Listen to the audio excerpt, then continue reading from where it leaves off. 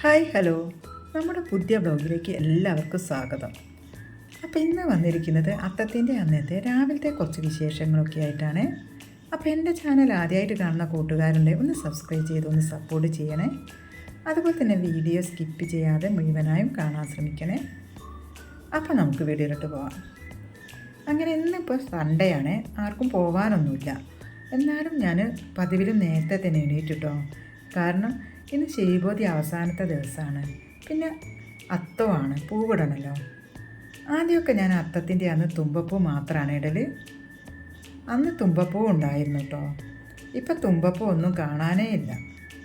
അത് കാരണം അത്തത്തിൻ്റെ അന്ന് കിട്ടുന്ന പൂവൊക്കെ ഇടലുണ്ട്. അതുകൊണ്ട് നേരത്തെ തന്നെ എണീറ്റു. വാതിലുകൾ തുറന്ന് പുറത്തേക്ക് വന്നേ. പിന്നെ വേഗം തന്നെ മുറ്റടിക്കാൻ തുടങ്ങി. പല്ല് തേക്കാനൊന്നും നിന്നില്ല കേട്ടോ. അടിച്ച് വാരിയിട്ട് പല്ല് തേച്ച് കുളിക്കാമെന്ന് വിചാരിച്ച്. അമ്മ ആയിരുന്നേ മുറ്റടിക്കൽ. ഇന്ന് അവൾക്ക് ജിമ്മിൽ പോകാനുണ്ട്. ചെറുതായിട്ട് തടി വന്നിട്ടുണ്ട്. ജിമ്മിൽ പോയി വന്നാൽ പിന്നെ ക്ഷീണമാണ്. പിന്നെ ക്ലാസ്സിലും പോകാനുണ്ട്. ഇന്നിപ്പം മുറ്റത്ത് കുറച്ച് കാടുകളൊക്കെ ഉണ്ടായിരുന്നേ. ഞങ്ങളുടെ റോഡിൻ്റെ സൈഡിൽ തേക്കുമരണ്ട്. അതിൽ നിന്ന് ഇലകളൊക്കെ വീണ് കിടക്കുന്നുണ്ട്. അതുമല്ല, റോഡിൻ്റെ അവിടെയൊക്കെ അടിക്കണമെങ്കിൽ രാവിലെ തന്നെ വേണം. കാരണം ഈ സമയത്ത് അടിച്ചു വരാൻ അധികം വണ്ടികളൊന്നും ഉണ്ടാവില്ല. കുറച്ചുകൂടി കഴിഞ്ഞാൽ വണ്ടികൾ പോകുന്നത് കാരണം റോഡ് അടിച്ചു വരാനേ കുറച്ച് ബുദ്ധിമുട്ടാണ്. മുറ്റത്തിൻ്റെ ചില ഭാഗത്തൊന്നും അധികം കാടുകളൊന്നും ഉണ്ടാവില്ലേ.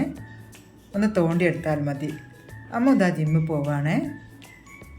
അങ്ങനെ എൻ്റെ മുറ്റടി ഒക്കെ കഴിഞ്ഞു കേട്ടോ.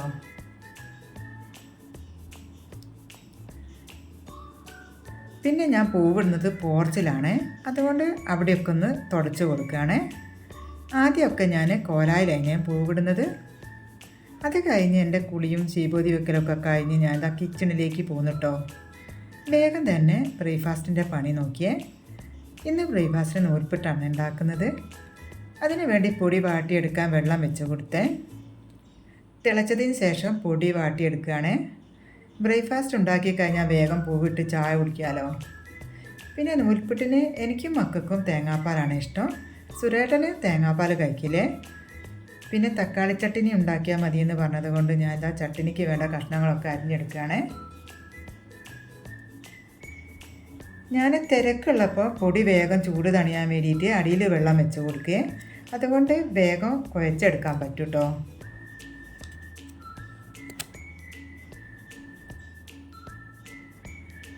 ഞാൻ ഈ നൂൽപ്പിട്ട് വല്ലപ്പോഴൊക്കെ ഉണ്ടാക്കലുള്ളൂ കേട്ടോ.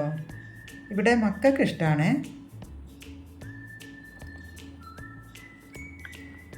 എനിക്ക് നൂൽപ്പിട്ട് ഉണ്ടാക്കാൻ കുറച്ച് ബുദ്ധിമുട്ടാണ് കേട്ടോ. ഉണ്ടാക്കിയാൽ തന്നെ ഒരു ഒട്ടിപ്പിടിക്കുന്ന മാതിരി ഉണ്ടാവുകയെ. അങ്ങനെ ആയാൽ അമ്മ തീരെ കഴിക്കൂല കേട്ടോ.